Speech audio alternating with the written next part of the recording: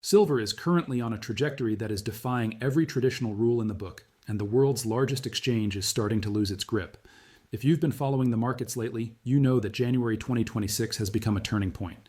We just witnessed the Chicago Mercantile Exchange, or the CME, activate its fourth emergency intervention in just 90 days. This isn't just a minor policy tweak, it is a total overhaul of how the market operates. They've completely eliminated dollar-based margins and made percentage-based calculations mandatory. Silver opened at a staggering $89, and while this new system was clearly designed to force traders to sell off their positions, something unprecedented is happening. The suppression mechanism is failing. China's market is currently trading silver at a premium that is $8 higher than what we see on the COMEX in the West. The strong hands, the big buyers who actually want the metal, aren't selling. This raises a massive red flag. If the system is supposed to be automatic, why does the CME still insist on having manual override authority? The answer suggests we are looking at a systemic crisis rather than a routine update. To understand why this matters, we have to look back at the history of the market. Most retail investors might have missed the announcement on Tuesday, January 14th, but the big institutional players felt the ground shift immediately. The CME changed the very architecture of margin requirements for precious metals. Usually they tell you that these changes are just because of volatility, but the timing suggests pure panic.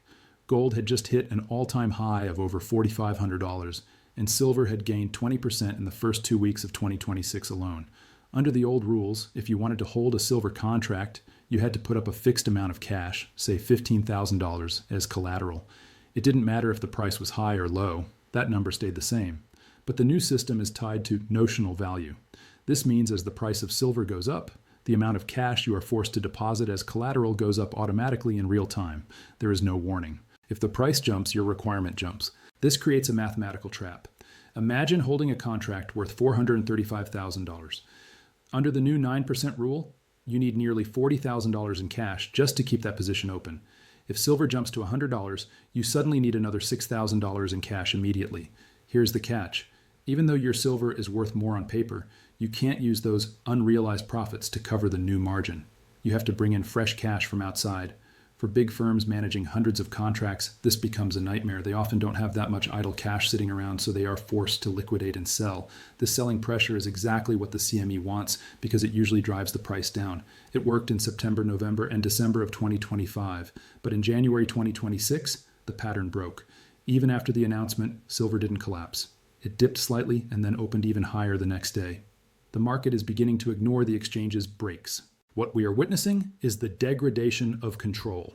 In late 2025, a margin hike would keep the price down for 2 weeks. By December, it only worked for 3 days. Now, in January, the impact lasted less than 18 hours. This tells us that the composition of the market has changed. In the past, the marginal buyer was a speculator, someone trading for a quick profit using borrowed money. These people are easily scared off by margin hikes. But today, the buyer is different. We are seeing strategic accumulators, sovereign wealth funds, and central banks. These entities aren't using leverage. They are buying the actual physical metal with cash to build their reserves.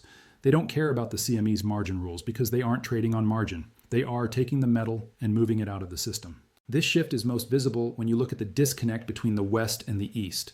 The Shanghai Futures Exchange has much stricter rules than the West. They require physical metal to back up their trades.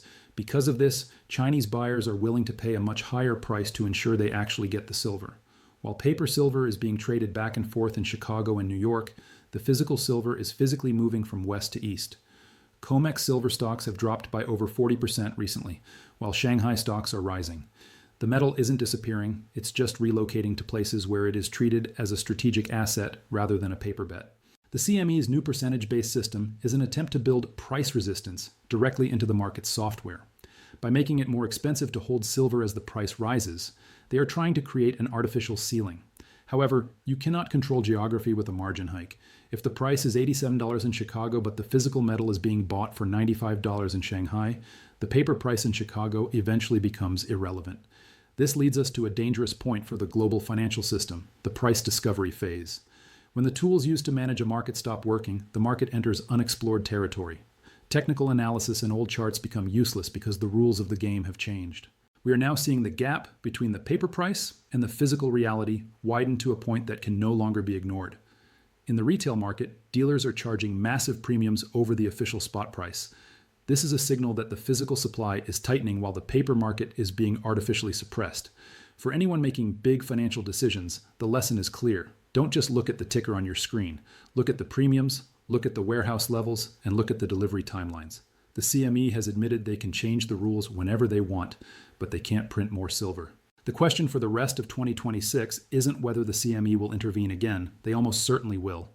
The real question is whether anyone will still be listening. We have reached an inflection point where the strong hands have taken over. When a control system requires more and more frequent adjustments just to stay stable, it's a sign that the system is failing.